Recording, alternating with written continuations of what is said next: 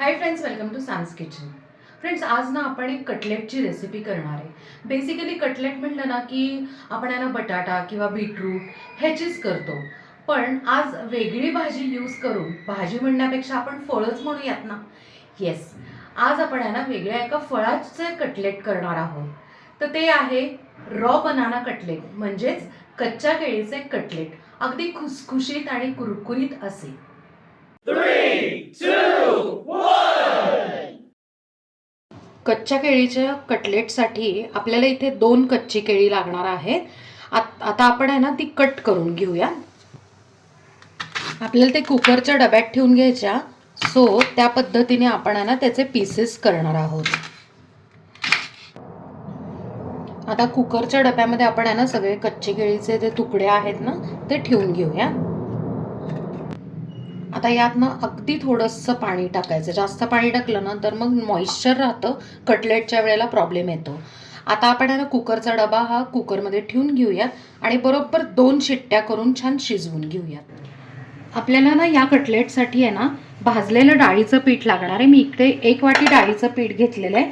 ते आपण खमंग असं भाजून घेऊयात, हाताला चटका लागेपर्यंत. 1.5 ते 2 मिनटं झालेले आहेत. आपण जस्ट चेक करूयात. येस, छान आहे ना, चटका लागलेला आहे.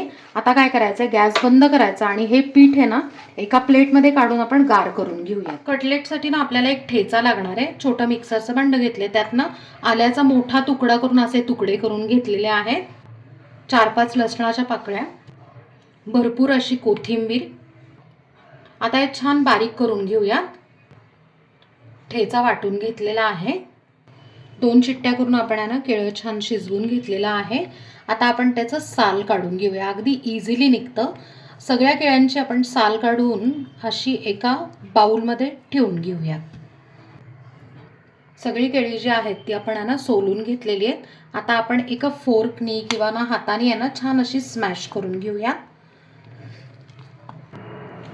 हे जे केळं आहे ते तुम्ही फोर्कनी पण असं करू शकता किंवा मग तुम्हाला हवे असेल तर तुम्ही किसून घेतलं तरीही चालेल. त्यात आता आपण नुकताच केला होता तो ठेचा टाकून घेऊया. त्यात आता चवीप्रमाणे मीठ. आपण मीठ या प्रमाणात टाकले की ह्याच्यात आहे ना डाळीचं पीठ आणि तांदूळाचं पीठ येणार आहे, म्हणून ह्याच्यात आता 3 ते 4 चमचे तांदूळाची पिठी. आपण ना अर्धी वाटी इकडे भाजलेलं डाळीचं पीठ टाकून घेऊ आणि थोडंसं आपण बाजूला ठेवूयात, नंतर बाइंडिंगसाठी लागलं तर. 1.5 ते 2 चमचे लाल मिरची पावडर.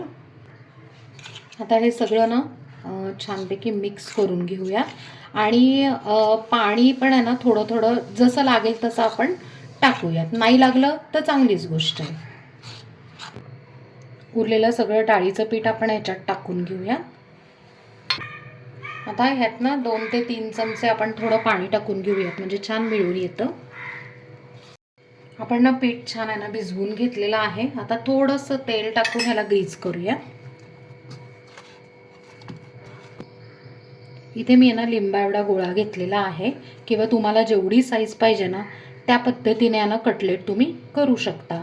आणि अशा प्रकारे मस्तपैकी कटलेट मीडियम साईजचे, आणि फारही जाड करायचे नाही, नाहीतर काय होतं आतून आहे ना जरा कच्चे राहतात, म्हणून थोडेसे असे थिन करायचे. अशा पद्धतीने बाकीचे सगळे कटलेट करून घेऊया. आपण ना सगळे कटलेट तयार करून घेतलेत. अंदाजे 6 कटलेट होतात मीडियम साईजचे. आपण आता कटलेट रोस्ट करायला घेऊया. इकडे मी एका पॅनमध्ये आहे ना 1 डाव तेल घालून घेतलं आहे. ते फक्त असं ना स्प्रेड करूयात, म्हणजे इव्हनली स्प्रेड होतं. तेल तापलेलं आहे. आपण आता कटलेट ठेवून घेऊया.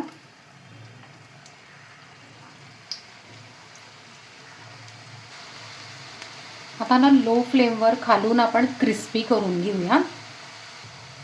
हे थोडंसं ना पॅन असा सगळीकडनं फिरवून घ्यायचा, म्हणजे सगळे कटलेट जे आहेत ते इव्हनली असे रोस्ट होतात.